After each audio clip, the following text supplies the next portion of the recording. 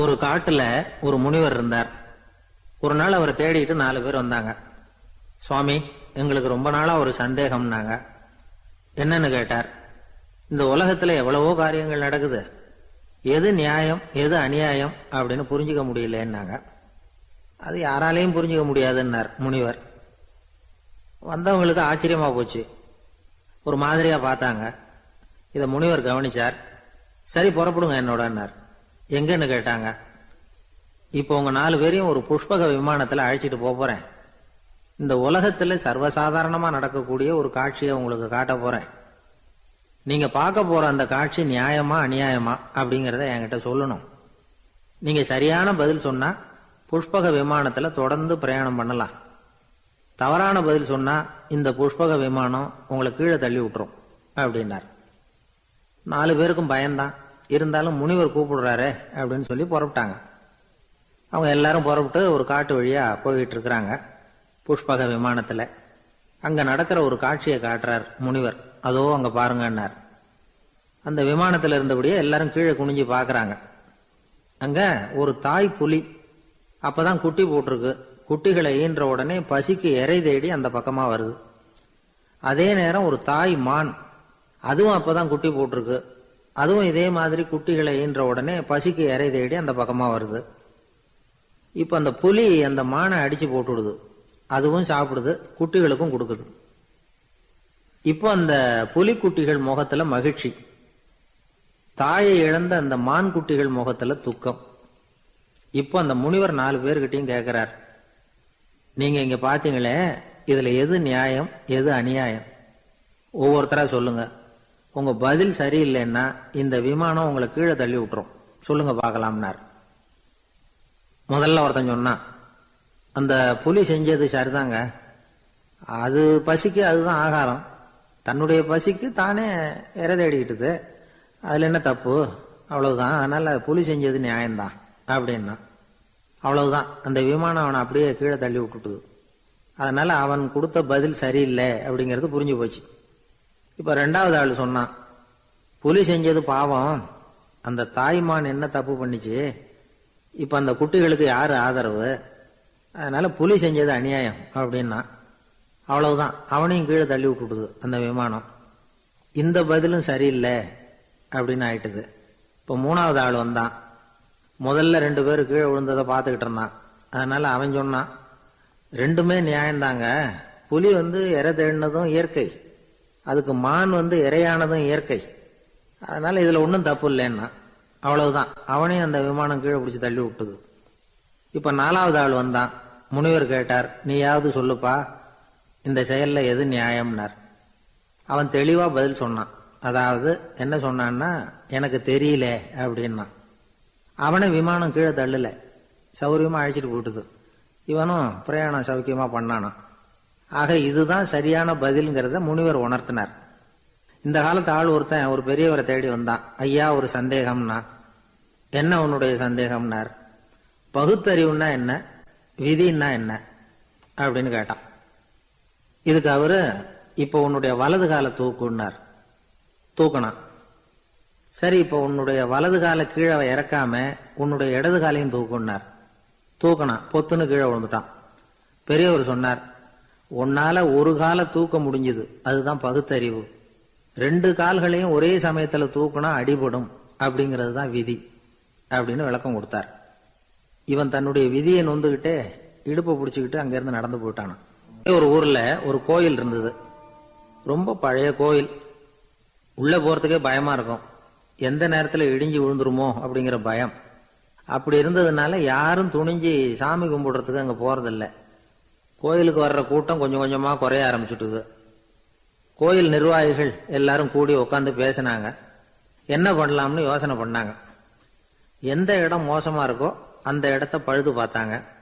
அங்க எங்க வர்ணத்தை பூசி கொஞ்சம் அழகுபடுத்தி பார்த்தாங்க. ஏதோ இந்த ஊர்ல கோயில்னு ஒண்ணு இருக்கு, அது மக்களுக்கு தெரியணும் அப்படிங்கிறதுக்காகத்தான் இப்படிலாம் பண்ணாங்க.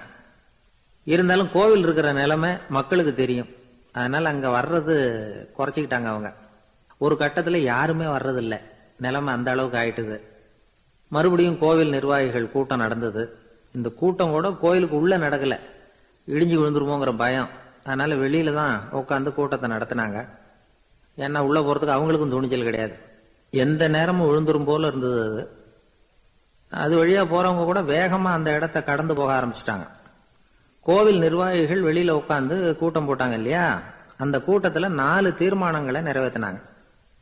அது என்ன 4 தீர்மானம்னா, முதல் தீர்மானம், இந்த கோவிலை இடிப்பது அப்படிங்கிற முடிவை இந்த கமிட்டி மிகவும் வருத்தத்துடன் ஏற்றுக்கொள்ளுகிறது அப்படின்னு நிறைவேற்றினாங்க. இதுக்கு பதிலா இன்னொரு கோவிலை உடனடியாக கட்டி முடிச்சுடணுங்கிறது 2வது தீர்மானம். 3வது தீர்மானம் என்ன தெரியுமா, பழைய கோவிலின் கதவுகள், அதிலிருந்து பிரிச்சு எடுக்கிற செங்கல், இதையே புது கோவில் கட்டுவதற்கு பயன்படுத்தி கொள்ள வேண்டியது. பழைய கோவில் இருந்த மாதிரியே அதே வடிவத்தில் புது கோவிலையும் கட்ட வேண்டியது.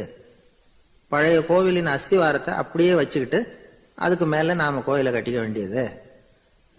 இதுதான் 3வது தீர்மானம்.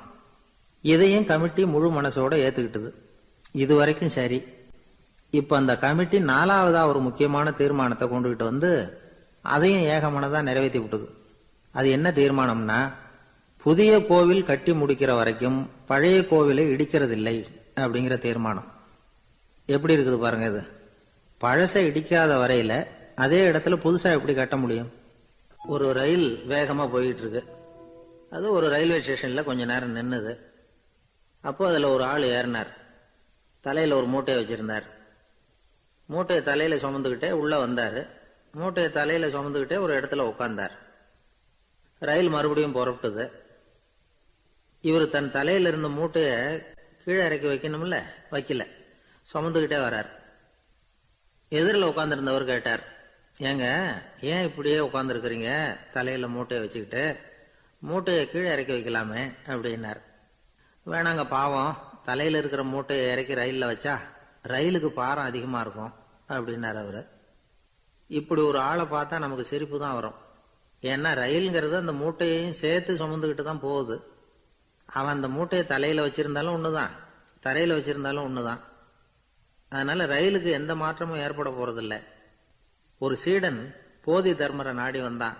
குருவே, நீங்கள் என்ன வெறுமையாக இருக்க சொன்னீங்க, நான் இப்ப மறுபடியும் வெறுமையானவன் ஆகிட்டேன், அதனால இப்ப என்ன செய்ய சொல்றீங்க என்ன அப்படின்னு சொல்லி வந்து நின்னான்.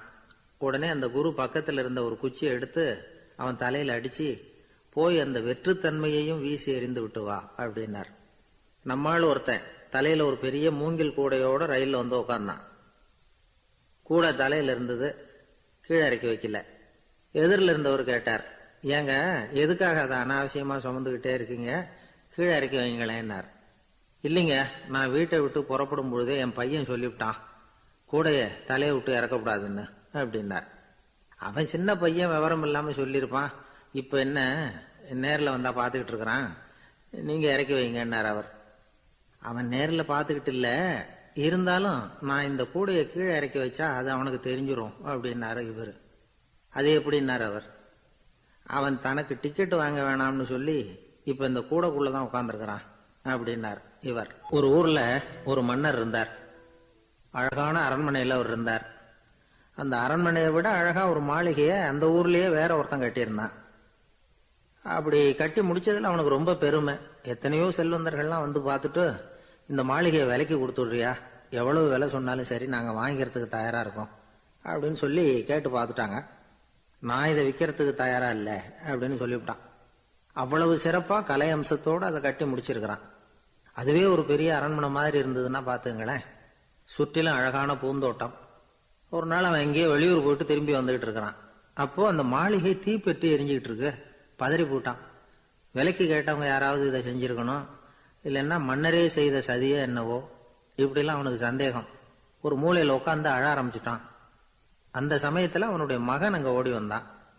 அப்பா அழாதீங்க, இதை நான் நேத்து ராத்திரியே நம்ம ஊர் மன்னருக்கு வித்துட்டேன். இதை கட்டி முடிக்க நமக்கு எவ்வளவு செலவாச்சோ அதை போல 3 மடங்கு விலைக்கு வித்துட்டேன், கவலைப்படாதீங்க, இதை விட அழகான மாளிகையை நாம புதுசா கட்டிக்கலாம்னா. இதை கேட்டதும் அழுதுகிட்டு இருந்தவன் அழுகையை நிறுத்தினான், சிரிக்க ஆரம்பிச்சுட்டான். இதே இடத்த நான் மன்னர்கிட்ட இருந்து விலைக்கு வாங்குவேன், இதை விட அழகான மாளிகையை கட்டுவேன் அப்படின்னு சுத்தி நின்ன எல்லார்கிட்டையும் சொல்லிக்கிட்டு இருந்தான். இந்த சமயத்துல அவனோட இளைய மகன் ஓடி வந்தான். அப்பா, அண்ணன் சொன்னதெல்லாம் சரிதான், மன்னர்கிட்ட விலை பேசினதெல்லாம் உண்மைதான். ஆனா வித்தது பேச்சு அளவுல தான். இனிமேதான் பத்திரம் வாங்கணும், எழுதணும், நீங்க கையெழுத்து போடணும், பதிவு பண்ணணும், மன்னர்கிட்ட பணம் வாங்கணும். அதுக்காகத்தான் உங்களை எதிர்பார்த்துக்கிட்டு இருந்தோம். அதுக்குள்ள இப்படி ஆயிட்டுதுன்னா. இப்ப சிரிச்சுக்கிட்டு இருந்தாவன் சிரிப்பை நிறுத்தினான். மறுபடியும் குழந்தை மாதிரி அழ ஆரம்பிச்சுட்டான். 104 வருஷத்துக்கு முன்னாடி போடுவோம், இதே தேதி, இதே மாசம், இதே நாள்.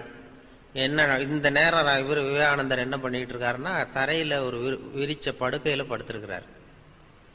ஒரு சீடர் அவர் தலைக்கு விசிறியால விசிறிட்டு இருக்கிறார்.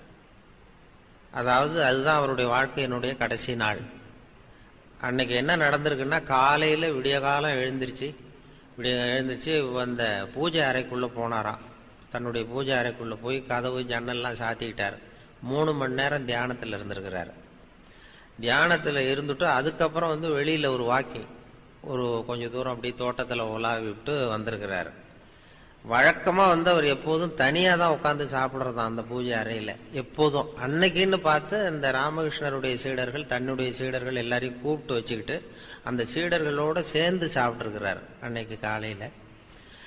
இதெல்லாம் கொஞ்சம் வித்தியாசமா நடந்திருக்கு அன்னைக்கு. அதுக்கு பிறகு மத்தியானம் 1 மணில இருந்து 4 மணி வரைக்கும் இந்த வடமொழி பிரம்மச்சாரிகளுக்கு வடமொழியில இலக்கண பாடம் நடத்தி இருக்கிறாரு. மத்தியானம் 1 மணில இருந்து 4 மணி வரைக்கும். அதெல்லாம் ஒழுங்கா நடந்திருக்குது. அதுக்கப்புறம் சாயந்தரம் பூஜைக்கு மணி அடிச்சிருக்கிறாங்க. மணி அடிச்ச உடனே கிடுகிடுன்னு உள்ள போயிருக்கிறாரு. போய் அங்க தியானம் 1 மணி நேரம் தியானம் பண்ணிருக்கிறாரு. தியானம் பண்ணிவிட்டு அதுக்கப்புறம் கொஞ்ச நேரம் ஏதோ அந்த தரையில விரிச்ச விரிப்புல படுத்திருக்கிறார். படுத்துட்டு ஒரு சீடரை கூப்பிட்டு, ஒரு விசிறி மட்டன் தான் கொண்டுகிட்டு வா அப்படின்னு கொண்டுட்டு வந்தார். தலை பக்கம் விசிறுன்னு இருக்காரு. படுத்ததும் தலை பக்கம் விசிறிக்கிட்டு இருக்கிறார். அந்த சீடர் கவனிச்சுக்கிட்டே இருக்கிறார் என்னன்னு. இவர் அவர் பாட்டுக்கு சுகமா படுத்திருக்கிறார். ஒரு கட்டத்துல லேசா அந்த கை மட்டும் லேசா அப்படி நடுங்கினது மாதிரி தெரிஞ்சுதான். அடுத்தது ஒரு 2 தடவை மூச்சை நல்லா இழுத்து விட்டது மாதிரி தெரிஞ்சிருக்குது. அவ்வளவுதான், அந்த ஆன்மா பிரிஞ்சுட்டுது. இதுதான் அங்க நடந்ததுன்னு சொல்லி ஒரு சம்பவம் அந்த மடத்துல கேள்விப்பட்டேன். ஆனா இது அப்ப அவருக்கு வயசு 35 வயசு, 5 மாசம் 24 நாளாம். சரியா சொல்ல போனா 39 வயசு, 5 மாசம் 24 நாள் அன்னைக்கு. அந்த இறந்த நேரம் 9 மணின்னு நான் அங்க கேள்விப்பட்டேன். அப்புறம் சார் சொன்னாரு அது 8 மணி அப்படின்னு சொல்லி இப்ப இங்க சொன்னார். அது இப்படி இந்த வரலாற்று குறிப்புகள்ல சில நேர குறிப்பு எது சரி எது தவறுங்கிறது நமக்கு தெரியல. இது கேள்விப்பட்டது அந்த கடைசி நாள் அவருடைய வாழ்க்கை அப்படிதான் முடிஞ்சது அப்படிங்கிறது தான் நான் பார்த்துட்டு வந்தது. அப்படி சொல்லுவாங்க. அமெரிக்கா இந்த செப்டம்பர் 11 மறக்கவே முடியாது. விவேகானந்தர் பேசினதும் செப்டம்பர் 11, இந்த வர்த்தக கோபுரம் விமானம் இடிச்சதும் செப்டம்பர் 11. அதுக்கப்புறம் 100 வருஷம் கழிச்சு இது நடந்த ஒரு அதிர்ச்சி. இது ஒரு துன்ப அதிர்ச்சி, அது ஒரு இன்ப அதிர்ச்சி. அன்னைக்கு விவேகானந்தர் பேசினது. விவேகானந்தர் அங்க போறப்போ கூட அவரு முடிவு பண்ணல திடீர்னு. அதாவது வெளிநாட்டுல சர்வமத மகாசபை கூட்டம் நடக்குது சிகாகோவில். அதுக்கு போகலாமா வேண்டாமாங்கிற ஒரு குழப்பம். போகலாம்னு நினைக்கிறாரு. அவருக்கு என்ன சந்தேகம்னா, நான் போறேன்னு என் மனசு நினைக்குது, இது என்னுடைய எண்ணமா, அந்தராத்மாவினுடைய எண்ணமா, இது கடவுளுடைய சித்தமா இல்ல என்னுடைய ஆசையா அப்படிங்கறத புரிஞ்சுக்க முடியலையா. இப்ப நமக்கெல்லாம் ஒரு ஆசை வந்ததுன்னா இது நம்ம ஆசையா கடவுளுடைய சித்தமா இது அப்படின்லாம் நினைச்சுட்டு இருக்க மாட்டோம். ஏதோ அவருக்கு இந்த வெளிநாடு போகணுங்கிற எண்ணமே இது நானா நினைக்கிறேனா இல்ல ஆண்டவன் நினைக்க வைக்கிறானா அப்படிங்கிற அந்த குழப்பத்துலதான் கொஞ்ச நாள் இருக்கிறாரு. அதுக்கு பிறகு அந்த குழப்பத்திலே ஒரு நாள் கனவு கண்டாரா. கனவுல குருதேவர் ராமகிருஷ்ணர் கடல்ல போய் இறங்குறது மாதிரி தெரிஞ்சிருக்கு. கரையில இருந்து கடல்ல போய் இறங்கி அங்க போய் நின்றுகிட்டு வான்னு கூப்பிட்டாராம் அவரை. இவர் உடனே இறங்கி போனதும் அவர் கையை பிடிச்சு அழைச்சிட்டு போறது மாதிரி ஒரு கனவு. கடல் கடந்து போறதுக்கு ஏதோ குருதேவருடைய ஆசி இருக்குங்கிறத புரிஞ்சுக்கிட்டார். இந்த காலத்திலயும் ஒருத்தன் அது மாதிரி கொடை செருப்போட குதிரையில போய்கிட்டு இருந்தான். எதிரில் நடந்து வந்தவன், ஐயா உங்க கொடையை எனக்கு கொடுங்களேன்னு கேட்டான். உடனே அவன் குதிரையிலிருந்து கீழே குதிச்சு அவனை சாட்டையால் அடிக்க ஆரம்பிச்சுட்டான். இன்னொருத்தர் அந்த வழியா வந்தவர் இதை பார்த்தார். ஏன்பா அவன் கேட்டான், உன்னால முடியலன்னா இல்லைன்னு சொல்லிட வேண்டியது தானே, அதுக்காக ஏன் இப்படி அவனை போட்டு அடிக்கிறேன்னு கேட்டார். உங்களுக்கு விவரம் புரியாது சார், காலம் ரொம்ப கெட்டு போச்சு, கேட்டதை கொடுத்தேன்னு வச்சுக்கோங்க, இந்த குதிரையே என்னோடது, அவன் திருடிக்கிட்டு போறான் அப்படின்னு என் பேர்ல புகார் கொடுக்க ஆரம்பிச்சிருவான் சார் அப்படின்னா. அது எப்படி அவ்வளவு உறுதியா சொல்றேன்னு கேட்டார் அவரு. ஏற்கனவே அது மாதிரி ஒருத்தன் பேர்ல புகார் கொடுத்துட்டு தான் இந்த குதிரையை நான் தள்ளிட்டு வந்துகிட்டு இருக்கிறேன் அப்படின்னா. ஒரு காட்டுல ஒரு நரி இருந்தது. ஒரு நாள் காலை நேரம் அது தன்னுடைய இருப்பிடத்திலிருந்து வெளியில வந்தது. கொஞ்ச தூரம் நடந்து வந்தது. அப்பதான் அது தன்னோட நிழலை கவனிச்சு பார்த்தது. பார்த்தா அது ரொம்ப நீளமா பெருசா இருக்குது. காலை நேரத்துல நிழல் அப்படித்தானே இருக்கும். ஆனா அந்த நரிக்கு அந்த விஷயம் தெரியல. தன்னுடைய நீண்ட பெரிய நிழலை பார்த்து ஆச்சரியப்பட்டது. ஆஹா, நாம இவ்வளவு பெருசாவா இருக்கிறோம் அப்படின்னா என்னுடைய காலை சாப்பாட்டுக்கு ஒரு யானை இல்லைன்னா ஒரு ஒட்டகம் கிடைச்சாதான் சரியா இருக்கும் போல இருக்கு அப்படின்னு முடிவு பண்ணிட்டுது. உடனே ஒரு யானை அல்லது ஒட்டகத்தை தேடி அலைஞ்சது, எங்க கிடைக்கும்னு. கிடைக்கவே இல்லை. மத்தியானம் 12 மணி ஆயிட்டுது. பசியோட அலையுது. இப்ப தன்னோட நிழலை பார்த்தது. அது மத்தியான நிழல் எப்படி இருக்கும், அது ரொம்பவும் குறுகி போய் தெரிஞ்சது. உடனே அந்த நரி என்ன நினைச்சுக்கிட்டு தான் தெரியுமா, காலை ஆகாரம் சாப்பிடாததுனால நம்ம உடம்பு இப்படி அழிச்சு போட்டுதே அப்படின்னு நினைச்சுக்கிட்டு தான். கொஞ்ச நேரம் கழிச்சு மறுபடியும் தன்னுடைய நிழலை பார்க்குது. அது இன்னமும் குறுகி போய் காலடியிலேயே வந்துட்டுது. அதுக்கு பயமா போயிடுது. ஐயையோ, இன்னும் கொஞ்ச நேரத்துல நாம இறந்துருவோம் போல இருக்க. இப்ப என்ன செய்யறது?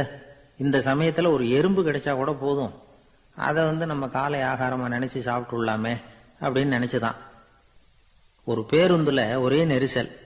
ஒருத்தர் பக்கத்துல நின்றுகிட்டு இருந்தவர்கிட்ட ரொம்ப பணிவா விசாரிச்சார். ஏன் சார், நீங்க ஏதாவது பெரிய உத்தியோகத்துல இருக்கிறீங்களா அப்படின்னார்.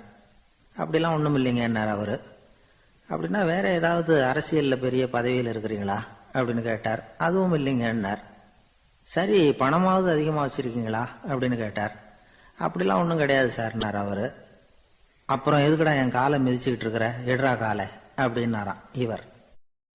நம்மால் ஒருத்தர் ஒரு நாள் ரொம்ப அவசரமா வந்தார். இந்த உயில் எழுதுறது சம்பந்தமா பூரா விவரமா எனக்கு உடனே தெரியணும்னார். நான் உடனே அவரை வக்கீல் ஒருத்தர்கிட்ட அழைச்சிட்டு போனேன். இவர் அவர்கிட்ட எல்லா விவரமும் கேட்டு தெரிஞ்சுக்கிட்டார். ரொம்ப தேங்க்ஸ்ன்னு சொல்லிவிட்டு 2 பேரும் வெளியில வந்தோம். அதுக்கப்புறம் இவர்கிட்ட கேட்டேன், ஆமா இவ்வளவு விவரமா கேட்குறீங்களே, உங்களுக்கு எத்தனை பிள்ளைங்க சார் அப்படின்னு கேட்டேன். 6 பேர் சார் அப்படின்னார். சரி, இருக்கிற சொத்து எவ்வளவுன்னு கேட்டேன். அதை இனிமே தான் சம்பாதிக்க போறேன் அப்படின்னார். நம்ம ஆளுங்களுக்கெல்லாம் பசியை தூண்டுறதுக்கு மருந்து தேவையில்லை, பசியை குறைக்கிறதுக்கு தான் மருந்து தேவை. ஒரு அம்மா டாக்டரை தேடி வந்தாங்களாம். டாக்டர், எங்க வீட்டுக்காரருக்கு திடீர்னு அகோர பசி, நிறைய சமைச்சு போடுறேன், அவ்வளவையும் சாப்பிட்டுட்டு கீழே கிடக்கிற குப்பை கூலங்களையும் எடுத்து சாப்பிட ஆரம்பிச்சுடுறார், என்னன்னு கவனிச்சு பாருங்க அப்படின்னாங்களாம். எவ்வளவு நாளா அப்படி இருக்குதுன்னு கேட்டிருக்காரு டாக்டர். 1 வாரமா அப்படி இருக்குதுன்னாங்களாம். இவ்வளவு நாளா ஏன் சும்மா இருந்தீங்க, ஆரம்பத்திலேயே இங்க அழைச்சிட்டு வர வேண்டியது தானே அப்படின்னாராம் டாக்டர். அது ஒண்ணும் இல்ல டாக்டர், வீடு பூரா சுத்தமாகட்டுமேன்னு பாத்துக்கிட்டு இருந்தேன் அப்படின்னாங்களாம் அந்த அம்மா. வாழும் போதே செத்து போகிறவர்கள் செத்த பிறகும் வாழ்ந்து கொண்டிருப்பார்கள். அது எப்படி வாழும் போதே செத்து போறது? ஒருத்தன் ஒரு கிளி வளர்த்தான். ஆப்பிரிக்காவுக்கு போய் ஒரு கிளி பிடிச்சிட்டு வந்தான் ஒருத்தன். ஆப்பிரிக்காவுக்கு போனப்ப ஒரு கிளியை பிடிச்சிட்டு வந்து கூண்டுல வச்சு வளர்த்துக்கிட்டு இருக்கான். வேளா வேலைக்கு சாப்பாடு தண்ணி எல்லாம் போட்டுக்கிட்டு இருக்கான். அந்த கிளி கூண்டுக்குள்ள வளருது. கொஞ்ச நாள் கழிச்சு அந்த வளர்க்குறவன் மறுபடியும் ஆப்பிரிக்காவுக்கு போறான். அப்போ இவன் கேட்டான் அந்த கிளிகிட்ட, கிளியே, நான் நீ பிறந்த ஊருக்கு நான் போறேன், உன் சொந்தக்காரங்களுக்கு ஏதாவது செய்தி இருந்தா சொல்லு, நான் சொல்லிவிட்டு வரேன் அப்படின்றான். அந்த உள்ள இருக்கிற கிளி, நீ தான் வேலை வேலைக்கு சாப்பாடு போடுற, ஏதோ கூண்டுக்குள்ள என் காலம் ஓடிக்கிட்டு இருக்கு, அது சொல்லிட்டு வா அப்படின்ட்டு. இவன் நேரா போனான், ஆப்பிரிக்காவுக்கு போனான், வேற காரியமா போனான். எல்லாத்தையும் முடிச்சுட்டு காட்டுல போய் ஒரு கிளி மரமா பார்த்து சொல்லிட்டு இருக்கிறான். பார்த்தா எல்லாம் ஒன்றும் கவனிக்கல. ஒரே ஒரு கிளி மட்டும் தனியா உட்காந்துருந்தது, ஜோடி இல்லாம. அதுகிட்ட போய் சொன்னான், உன் ஜோடி கிளியை அங்க கூண்டுக்குள்ள வச்சு வளர்த்துக்கிட்டு இருக்கிறேன், வேலை வேலைக்கு சாப்பாடு கொடுத்துக்கிட்டு இருக்கேன்றான். உடனே அந்த கிளி என்ன பண்ணிச்சு, பொல பொலன்னு அப்படியே கண்ணீர் விட்டுதான். கண்ணீர் விட்டு சுருண்டு கீழே விழுந்து செத்து போச்சு.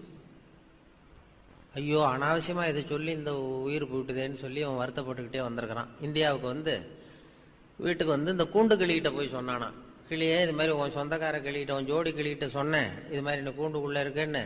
உடனே பொல பொலன்னு கண்ணீர் விட்டது, அப்படியே சுருண்டு விழுந்து செத்து போச்சு அப்படின்னு அதை சொல்லியிருக்கிறான். சொன்ன உடனே இது என்ன பண்ணுச்சு, இதுவும் கூண்டுக்குள்ளேயே பொல பொலன்னு கண்ணீர் விட்டு சுருண்டு விழுந்து செத்து போச்சு கூண்டுக்குள்ளேயே. அனாவசியமா 2 உயிர் போயிட்டுதேன்னு சொல்லி அப்புறம் கூண்டை திறந்து, இனிமே இதை வச்சுக்கிட்டு என்ன பண்றது, எடுத்து தூக்கி எறிஞ்சான். தூக்கி எறிஞ்சா படப்படன்னு ரெக்கை அடிச்சுட்டு போய் உட்காந்துக்கிட்டது மரத்துல. அது சாவல. அங்க போய் உட்காந்துக்கிட்டு சொல்லிச்சான், இந்த கூண்டுக்குள்ளே இருந்து தப்பிக்கிறதுக்கு என்ன வழிங்கிறத உன் மூலமா என் ஜோடி கிளி செய்தி சொல்லி அனுப்பிச்சது. அதுவும் அங்க சாவல. கூண்டுக்குள்ளே இருந்து தப்பிக்கிறதுக்கு இதுதான் வழி.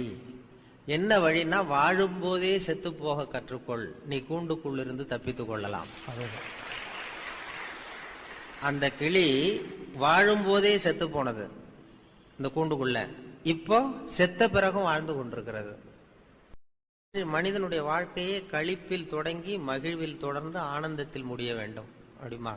அது எப்படி ஆனந்தத்தை அடையிறது என்னன்னா, விவேகானந்தர் சொன்னதுதான், அடுத்தவங்களுக்கு உதவுங்கள். ஒருத்த என்னால நிம்மதியா இருக்க முடியல சார், எனக்கு என்ன காரணம்னு புரியல, நீங்க தான் வழி சொல்லணும்னு ஒரு ஆசிரமத்துக்கு போய் ஒரு இது மாதிரி சாமி மாதிரி ஒரு பெரியவர்கிட்ட போய் கேட்டிருக்கான். அந்த ஆசிரமத்துல பெரியவர் என்ன சொன்னாரு, நான் உனக்கு உன் நிம்மதிக்கு வழி வேணுமா, உனக்கு நான் சொல்றேன் வா, இங்க படு, ராத்திரிக்கு இங்க தங்கிடு, காலையில உனக்கு சொல்றேன் அப்படின்னு ராத்திரி சாப்பாடுலாம் போட்டு ஒரு பாயை போட்டு தலைவாணி கொடுத்து படுத்துக்கடா அப்படின்னு படுக்க வச்சுட்டார். நிம்மதியா படுத்துவானான், ஏன்னா நல்ல சாப்பாடு போட்டு நல்ல காத்து படுத்து வாங்கிட்டான். காலையில இவர் வந்தார், சாமியார் வந்தார். இவன் படுத்துவன தட்டி எழுப்பினாரே, எழுந்துடுறானது எழுந்திரிச்சான். என்னென்ன ராத்திரி பூரா நிம்மதியா படுத்துவனியா? நிம்மதியா தூங்கினேன் சாமி அப்படின்றான். அந்த தலைவணியை தூக்கு அப்படின்னா தலைவணி எடுத்தா ஒரு நல்ல பாம்பு அப்படியே படம் எடுக்குது உள்ள இருந்து. ராத்திரி பூரா உள்ள ஒரு நல்ல பாம்பு அப்படி படத்தை கொத்தா வருது. அப்படியே அலறி அடிச்சுட்டு ஓடி வந்துட்டான். அப்ப இவர் இந்த சாமியார் சிரிச்சுட்டு சொன்னாராம், ராத்திரி பூரா அந்த நல்ல பாம்பு உன் தலைவணிக்கு அடியில் தான் இருந்தது, நான் தான் கொண்டாந்து வச்சேன். ராத்திரிக்கு பூரா உன் தலைக்கு அடியிலேயே ஒரு நல்ல பாம்பை வச்சுக்கிட்டு உன்னால எப்படி நிம்மதியா இருக்க முடிஞ்சது அப்படின்னு கேட்டிருக்காரு. நிம்மதியா தூங்கினேங்கிற, ஆனா உன் தலைக்கு ஒரு அடி பக்கத்திலேயே நல்ல பாம்பு இருக்கு, எப்படி நிம்மதி உனக்கு கிடைச்சது? அது இருந்தது எனக்கு தெரியாது, என் மனசு அதுல இருந்து விலகி இருந்தது, அதனால நிம்மதியா இருந்தேன் அப்படின்றான். அப்பதான் அவர் சொன்னார், உன்னுடைய மனது எதுல இருந்து விலகி இருக்கிறதோ அதுல இருந்து உனக்கு நிம்மதி கிடைக்கும். சமாதி நிலைங்கிறது ஒரு பெரிய ஆன்மீகத்துல அவங்க பெருசா சொல்றாங்க. அது 14 வயசுலயே விவேகானந்தருக்கு வந்துட்டுதுன்னு சொல்லி குறிப்புகள் சொல்லுது. அது அவங்க அப்பா ஏதோ ராய்ப்பூர்ல இருந்தாராம், விவேகானந்தருடைய அப்பா. அதாவது அப்பா நரேந்திரன் பேரு. இவங்க அம்மாவோட ஒரு மாட்டு வண்டியில போயிட்டு இருந்தாராம். அவங்க அப்பாவை பாக்கிறதுக்கு ரொம்ப தூரம் மாட்டு வண்டியில போகணும். அப்படி போகும்பொழுது ஒரு காட்டு பாதை போயிட்டு இருக்கும்போது, பெரிய காட்டு பாதை, 2 பக்கம் பெரிய பெரிய மலை சிகரம், உயரம் ஆகாயத்தை தொடர்றது மாதிரி 2 சிகரங்கள். அது 2 மலை நெருங்கி இருக்கு. அதுல அந்த தேன் கூடு கட்டியிருக்கு, 2 மலையும் இணைச்சி பெரிய தேன் கூடு கட்டியிருக்குது. இந்த இயற்கையினுடைய வினோதத்தை பார்த்து இவர் என்னமோ அதிசயத்தை ஒரு பரவச நிலைக்கு போயிட்டாராம் விவேகானந்தர் 14 வயசுல. அதுதான் அவர் முதல்ல அவருடைய நிலை. அதை சமாதி நிலைன்னே சொல்லி பின்னாடி எல்லாரும் அந்த குறிப்புல அது சொல்றாங்க. சமாதி நிலைங்கிறது ரொம்ப பெரிய விஷயம், பெரியவங்களுக்கெல்லாம் அது ரொம்ப காலம் கழிச்சு ஏற்படுறது. ராமகிருஷ்ண பரமஹம்சர்கிட்டயே அவருடைய படத்தையே ஒருத்தர் ஓவியர் வரைஞ்சாராம். ராமகிருஷ்ணர் படத்தையே ஒருத்தர் ஓவியர் வரைஞ்சி அவர்கிட்டயே கொண்டு போய் காட்டியிருக்காரு. ராமகிருஷ்ணர் படத்தை வரைஞ்சி அவர்கிட்டயே கொண்டு போய் படத்தை காட்டியிருக்காரு ஓவியர். இவர் ராமகிருஷ்ணர் என்ன பண்ணாரு, அது தொட்டு கும்பிட்டாராம். நல்லா இருக்குன்னு சொல்லி தொட்டு கும்பிட்டுருக்காரு.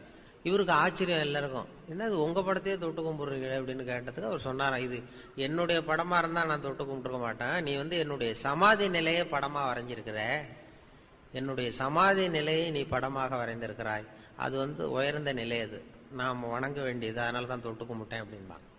இப்ப ஒரு பெரிய வேலைக்காரன், ஒரு பெரிய செல்வந்தர், அவர் வீட்டுல வேலைக்காரன், அவர் ஒரு கோயில்ல பூஜை பண்ணணும், நாளைக்கு ஒரு வாழைத்தாறு வாங்கிட்டு வாடான்னு அந்த வேலைக்காரன்ட்ட சொல்றாரு. வாழைத்தாறு பூஜை பண்றதுக்கு சாமிக்கு. இவன் அந்த ஏழை வேலைக்காரன் போய் கடையில ஒரு வாழைத்தாறு வாங்கிட்டு வந்திருக்கான்.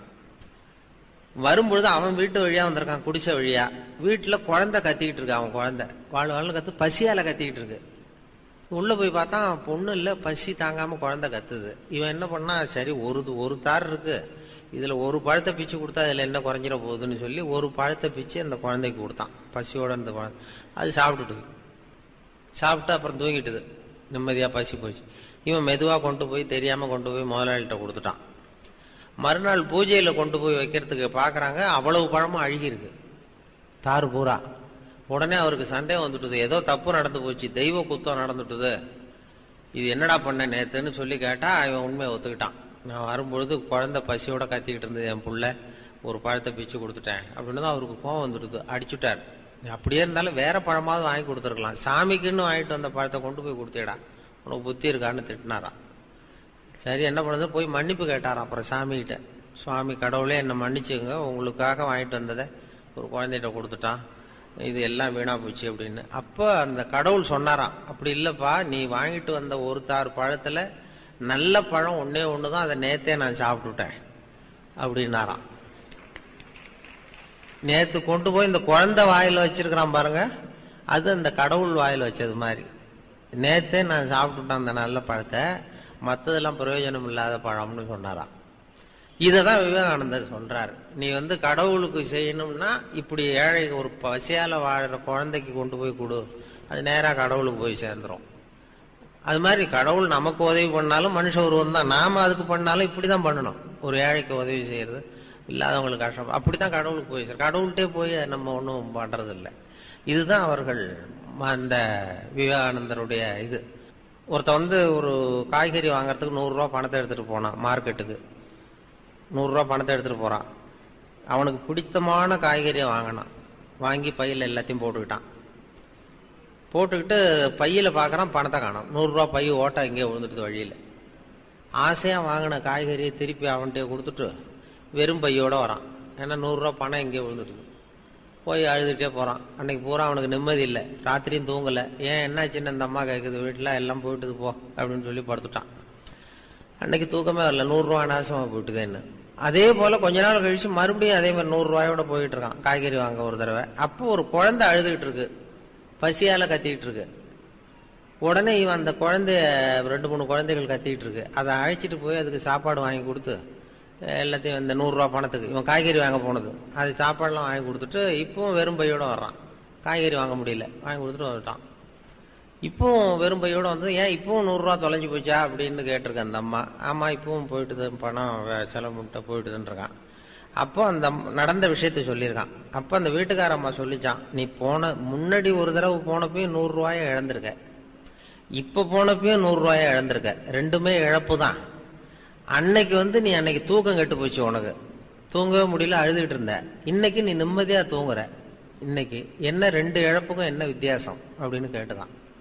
அப்பதான் அவன் யோசிக்க ஆரம்பிச்சிருக்கிறான். அப்ப அந்த அம்மாவே சொல்லிச்சான், அதாவது பொருள்கள் நம்மை இழந்து விட்டால் அது துன்பம், நாம் பொருள்களை இழந்து விட்டால் அது இன்பம்.